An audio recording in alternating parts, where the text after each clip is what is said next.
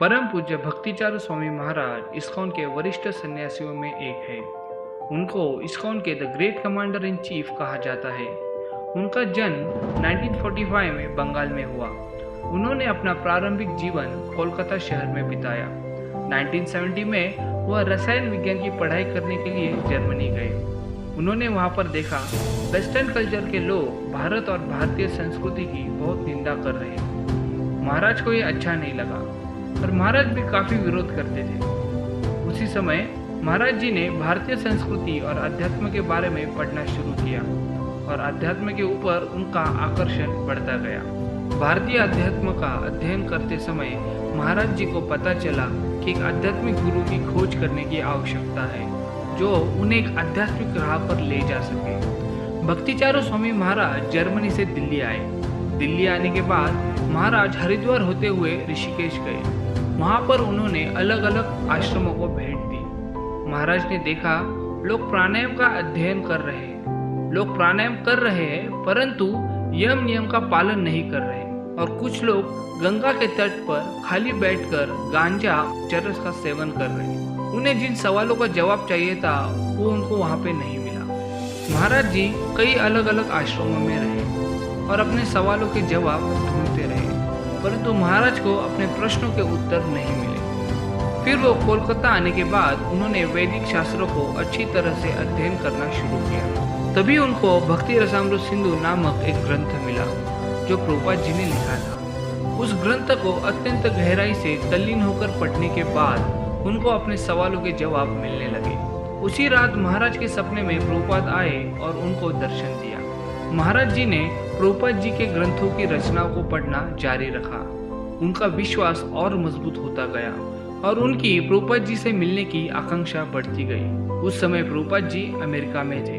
1976 के आखिर में महाराज जी ने मायापुर में इस्कॉन ज्वाइन किया और प्रभुपाद जी भारत लौटने की प्रतीक्षा करते हुए वहीं पर सेवा करने लगे।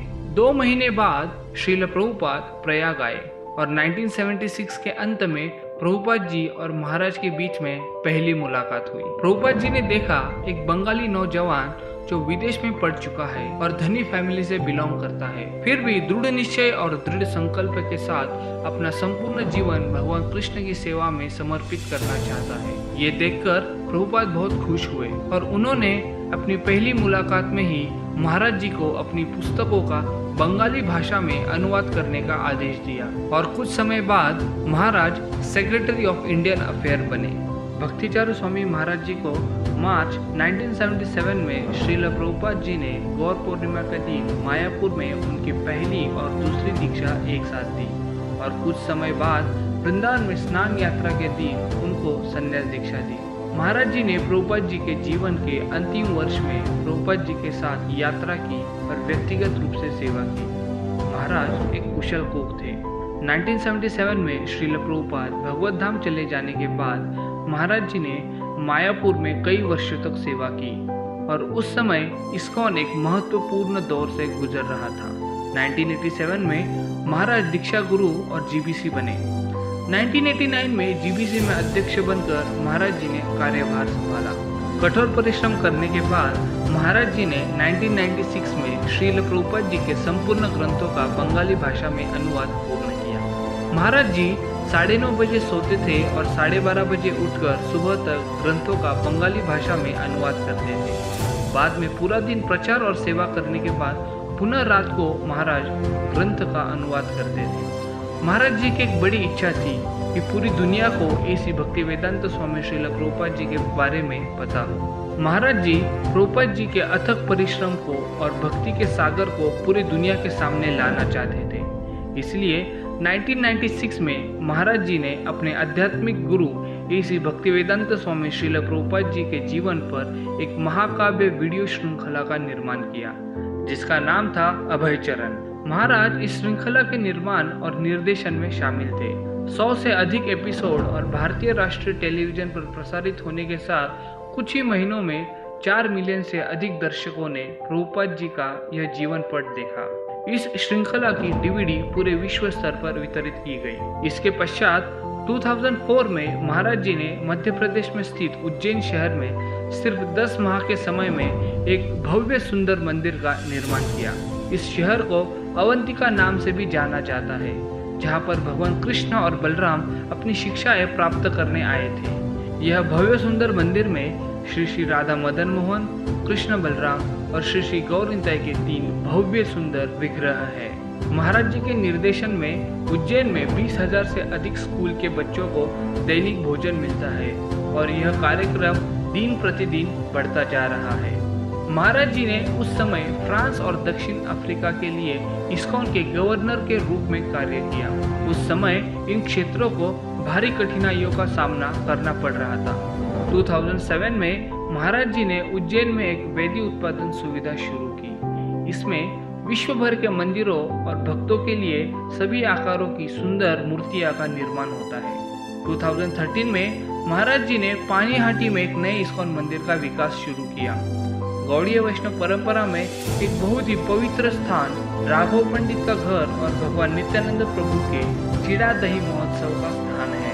2014 में महाराज जी अर्थ फोरम में शामिल हुए और जागतिक बिजनेस लीडर्स के लिए आध्यात्मिक विषयों पर सेमिनार देने शुरू किए। महाराज जी ने उज्जैन में एक पारंपरिक आयुर्वेदिक आरोग्य क्लिनिक की स्थापना की।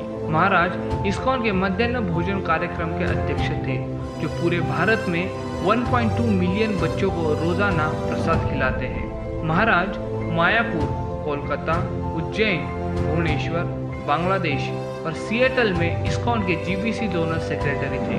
महाराज पूरे विश्व में भारत, अमेरिका, ब्रिटेन, दक्षिण अफ्रीका, मध्य पूर्व एशिया और ऑस्ट्रेलिया में लगातार यात्रा करते थे और आध्यात्मिक सेमिनार आयोजित करके श्रील प्रभुपाद जी के निर्देशों को पूरा किया और भगवान चैतन्य महाप्रभु की शिक्षाओं का प्रचार प्रसार किया।